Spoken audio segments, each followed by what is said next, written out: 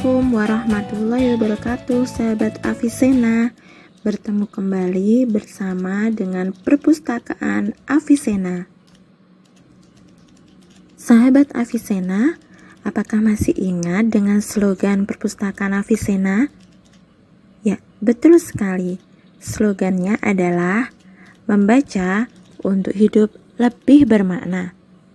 Nah, pada kesempatan kali ini kita akan menyuguhkan bagian-bagian dari buku sebagai bahan atau media untuk membaca. Kita akan mengambil salah satu buku yang ada di perpustakaan Avicenna. Salah satu buku yang akan kita kupas bagian-bagian bukunya adalah Ceria Ramadan di 5 benua dari 25 negara. Berdasarkan kategori isi buku tersebut, jenis buku ini adalah teks non-fiksi. Mengapa dikatakan sebagai teks non-fiksi? Karena isi dari buku ini berdasarkan pengamatan langsung dari penulis. Mari kita mengenal lebih dekat bagian-bagian buku yang kita ambil hari ini. Nah, pada bagian depan kita sebut sampul buku. Pada sampul buku ini terdapat beberapa bagian, yaitu yang pertama adalah judul. Apa judul buku yang kita ambil hari ini? Betul sekali, judulnya adalah Ceria Ramadan di 5 benua dari 25 negara. Pada buku ini terdapat gambar atau ilustrasi yang akan mengantarkan pembaca menuju ke isi dari buku ini. Selain itu, pada bagian atas terdapat nama dari penulis pada buku ini. Pada sampul buku ini, yang biasa kita sebut sebagai kulit buku, terdapat 1. Judul buku, 2. Penulis, 3. Ilustrasi, dan keempat adalah penerbit. Selanjutnya, kita menuju ke halaman berikutnya. Pada halaman berikutnya, ada halaman kosong, sahabat Avicenna. Apa maksud dari halaman kosong itu, sahabat Avicenna? Ya, halaman kosong itu bermaksud untuk memperkuat jilitan buku. Selanjutnya, ada halaman sampul buku. Halaman sampul buku ini berisi sama seperti pada halaman kulit buku. Nah, apa kegunaannya? Ketika sampul buku itu rusak, maka buku ini masih bisa meninggalkan jejak sehingga bisa diperbaiki melalui halaman sampul buku. Selanjutnya adalah halaman judul. Pada halaman judul ini terdapat judul dari buku tersebut, nama pengarang, nama penyunting atau editor, nama tata isi, nama yang mengatur tata cover atau sampul buku, kemudian nama ilustratornya, dan cetakan keberapa, serta nomor International Standard Book Number atau biasa disebut dengan ISBN.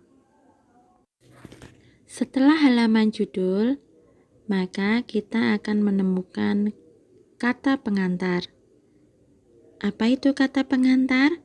Kata pengantar merupakan catatan singkat yang mendahului teks cerita, berisi penjelasan yang diberikan oleh penulis kepada pembaca. Bagian selanjutnya adalah daftar isi.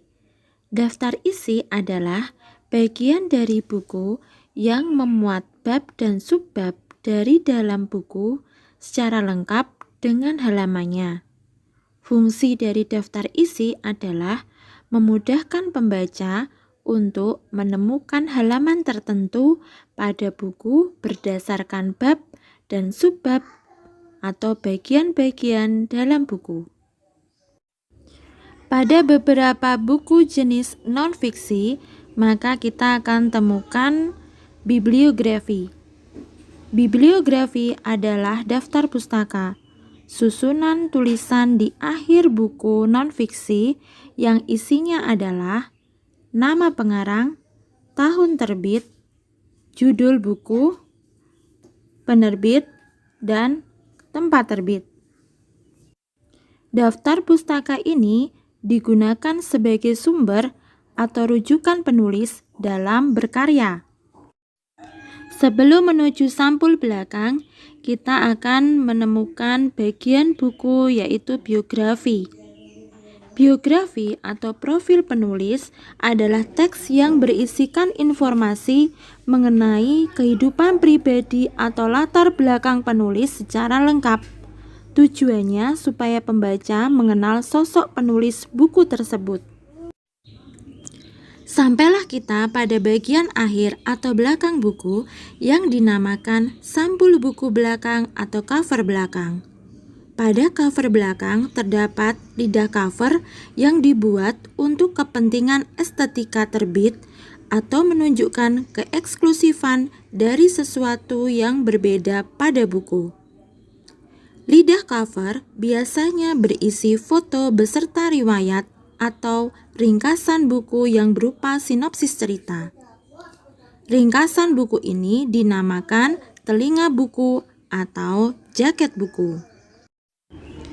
Bagian yang terdapat pada samping antara cover depan dan cover belakang pada buku yang tebal dinamakan punggung buku. Pada punggung buku ini tercantum judul buku, nama penulis, dan nama penerbit. Punggung buku ini berfungsi untuk melindungi ketebalan buku. Alhamdulillah, sahabat Avicenna telah mengetahui bagian-bagian buku. Quotes dari Buya Hamka, seorang sastrawan Indonesia, mengatakan membaca buku-buku yang baik berarti memberi makanan rohani yang baik. Sahabat Avicenna, sudahkah membaca buku hari ini? Budayakan membaca untuk hidup lebih bermakna.